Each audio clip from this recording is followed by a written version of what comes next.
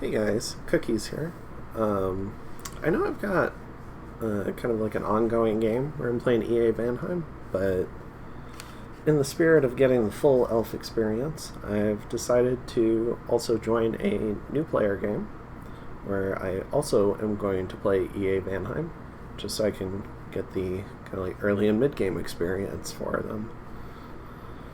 And then I'll probably take a nice long break from EA Vanheim.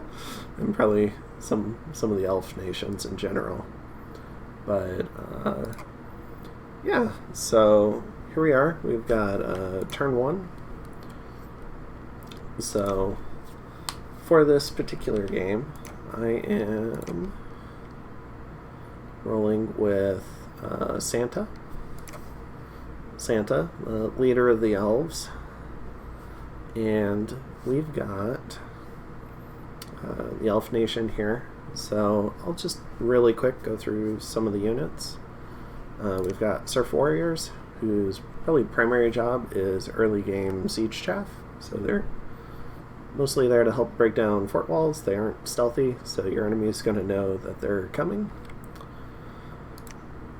We've got Husk Girls, who have a spear and a javelin, and are standard little elf fare. We have another variant with an axe. So they hit a little bit harder, but they have a shorter weapon, so they're going to get repelled more. So kind of a little trade-off you can make. We have the Herdmen, which is a more elite troop. 13 protection. They lose the javelin, but they have a fairly hard-hitting broadsword. Great stats overall, like nice attack skill 13 with the broadsword. They have a defense skill 17. They have a shield. So like all the other, like most of the elves, they have a shield. So yeah, just a good solid troop. There's the Vanheim, who can take a bless, and they're the big scary unit with dual wielding berserker +5. So they'll do crazy amounts of damage. They will mulch almost anything you put in front of them, but they're vulnerable to missile fire. We have the Mounted Herdman, who has a light lance, charge bonus for first strike, and then you lose that attack and you just have kind of like a weak hoof attack, I think. Do you lose this?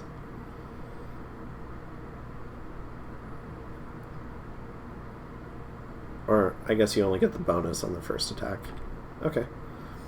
And yeah, so they're not super killy in terms of damage, but they're fairly quick. They've got glamour. They've got high map move at 24, so they can really scoot around the map. Really good defense skill. So probably really good at killing mediocre troops. And then we have the Fey Boar, which is an immortal supply thing. So I've tried using them a few times in combat. They just die like crazy. Their defense skill is pretty bad. Their gore attack is pretty bad. They're size 3, so they can technically trample, but they only have 18 hit points, so they just get killed really quickly. But yeah, but you do have something that can give you supplies. Notably, they're not stealthy, so it's fairly... It can give away your army position if you use these guys.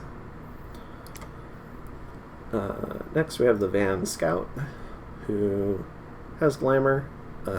40 gold for a scout is really expensive, but if you need a particularly stealthy scout, 75 stealth, I guess the Van Scout can be your go-to. And we've got the Van Hurst, who's I guess like your research monkey, but they also have sailing with a gem. They can do mist form. You can give these guys a weapon, and you can have them like mist form, flight, attack rear, stuff like that.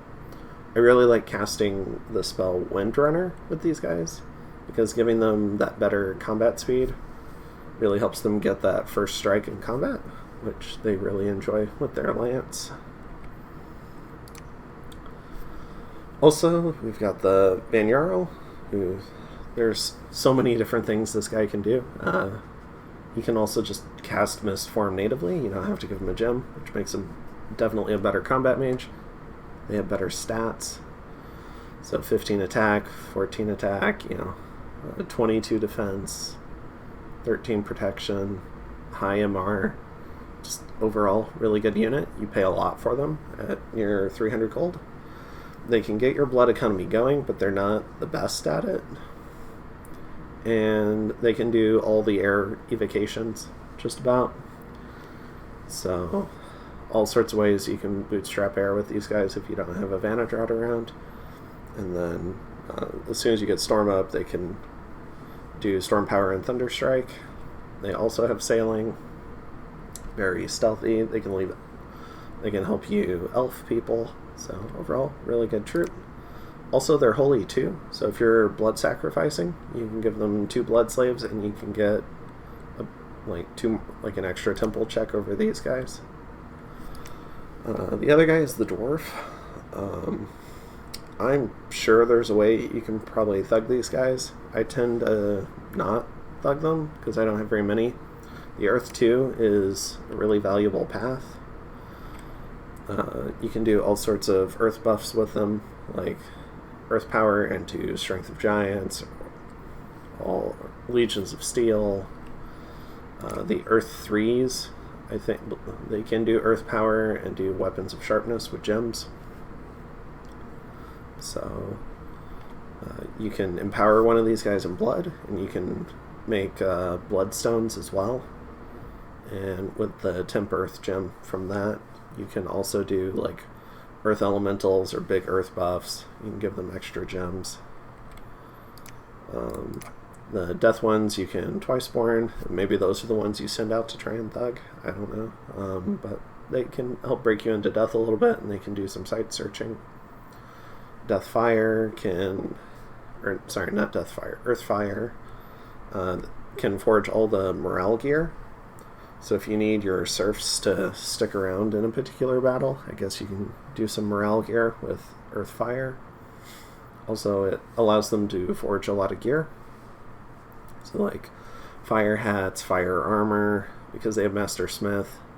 Even with just one path, you can forge all the Fire 2 things and all the Death 2 things. So you can get like Skull Staffs out of the Death path, out of the Air path. A lot of the same stuff.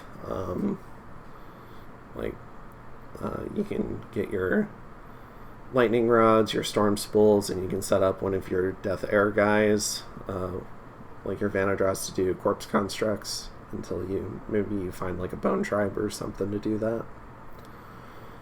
So yeah, just very versatile mage. A lot of your path diversity is tied up in these smiths, and they're slow to recruit, cap only. If the game starts going into the late game, it can definitely be worth it to destroy your capital fort and then do like a 3 red seconds onto your capital so you can get more smiths and Vanadrots. And speaking of Vanadrots, it's 410 gold for Air 3 Blood 1.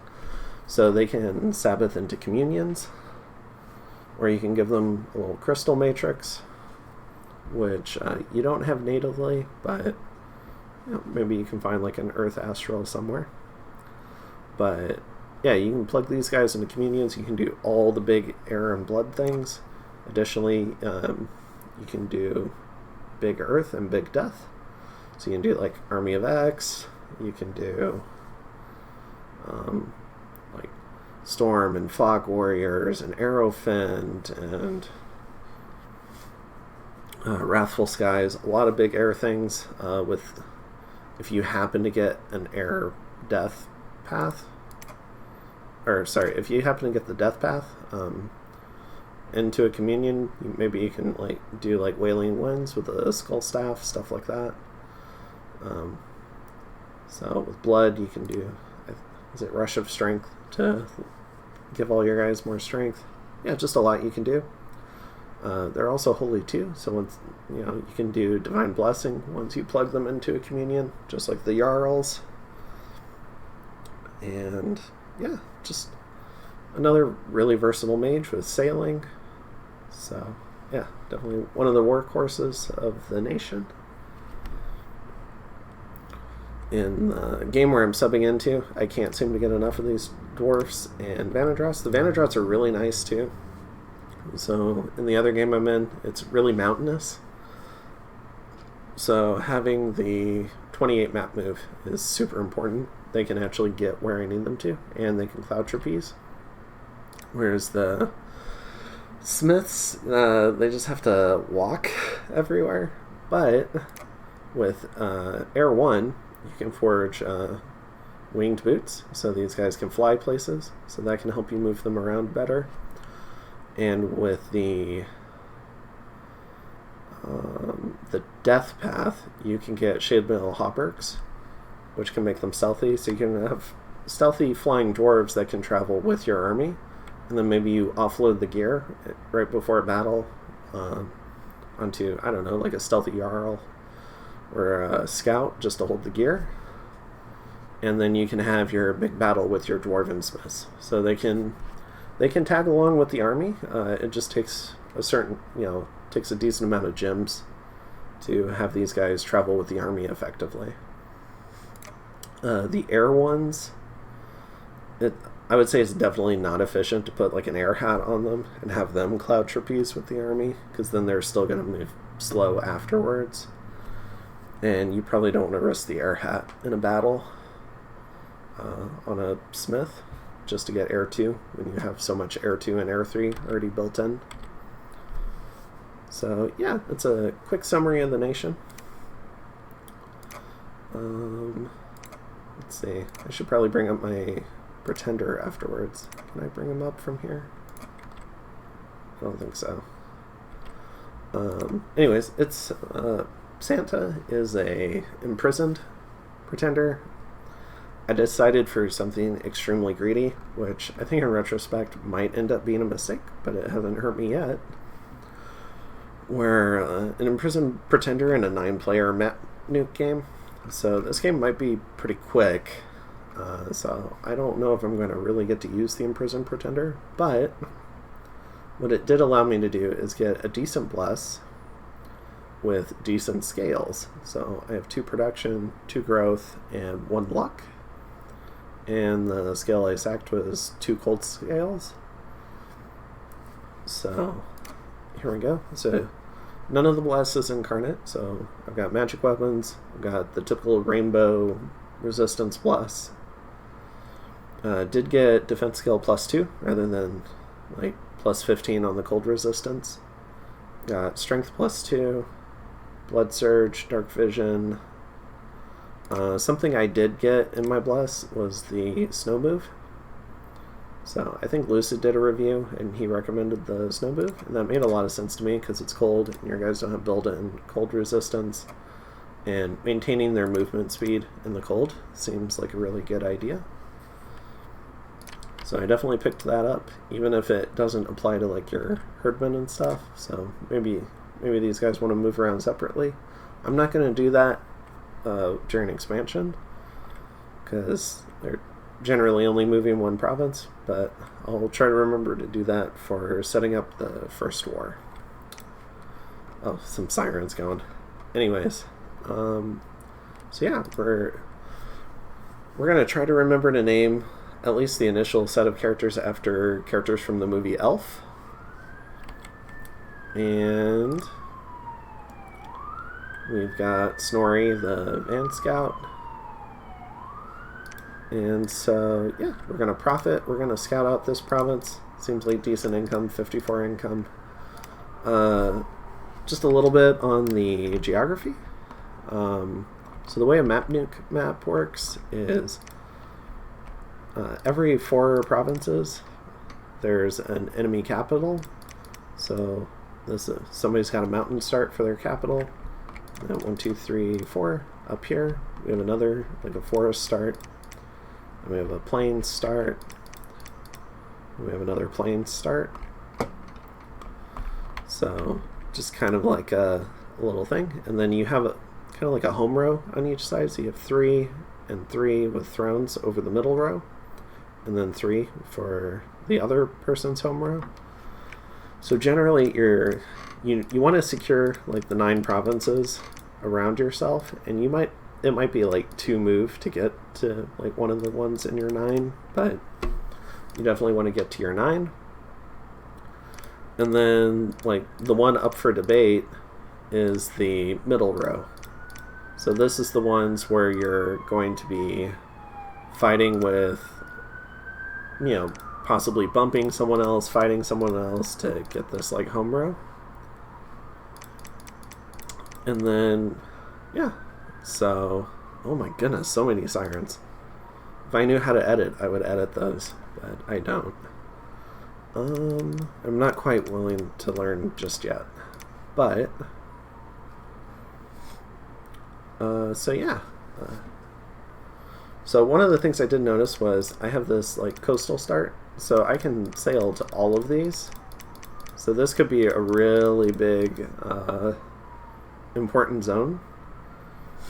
And one of the things that I'm really looking at is this province here, because I've got this little bridge here, but otherwise I've got rivers, and then there's a river here. So this province is actually fairly difficult to get to for most people, but it's really easy for me to get to with sailing, like back and forth between my capital. So I really want this province, and I really want to fort this province, because if I am fighting someone, like I'm thinking maybe Pangaea has the forest start. If I'm fighting Pan, it sounds great to me that they'd have to move all the way around to go get to this fort, whereas I could reinforce from this fort all along this coastline into my capital. So that sounds great to me. I don't know who's starting in the mountain province at this point when I first start the game, but I'm sure we'll find out soon. But yeah, this is like a high priority province for me. This area out here, all the forests, is probably the area I'll hit last. I'll probably come out here and then rotate back. So that's the plan for expansion. In terms of research, we're going for Alt 2, Enchantment 2, Construction 2, Evo 2. So Alt 1 gives us aim, which is nice. Gives us false fetters, which is nice. Mirror image, which is pretty useless on elves. But stone skin is nice. I don't know. I might end up switching this one out. Then we have enchantment 2 for flight, and flying shield for some dwarves if they need it. But mostly flight. And then construction 2, start crafting some gear. And Evo 2, which is what will allow us to start doing shockwave and lightning bolt.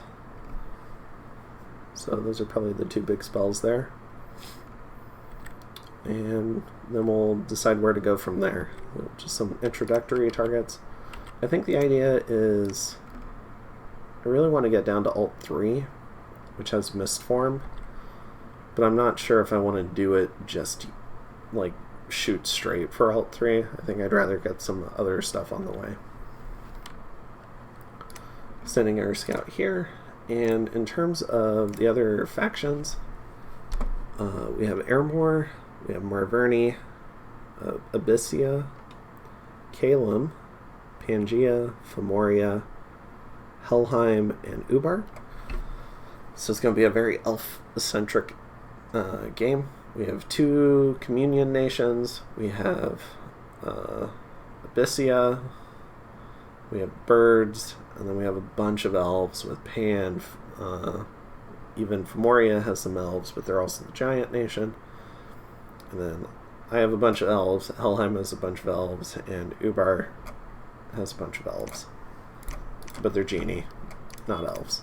But yeah, so that's kind of the idea. So yeah, I'll go ahead and I'll catch you in turn 2.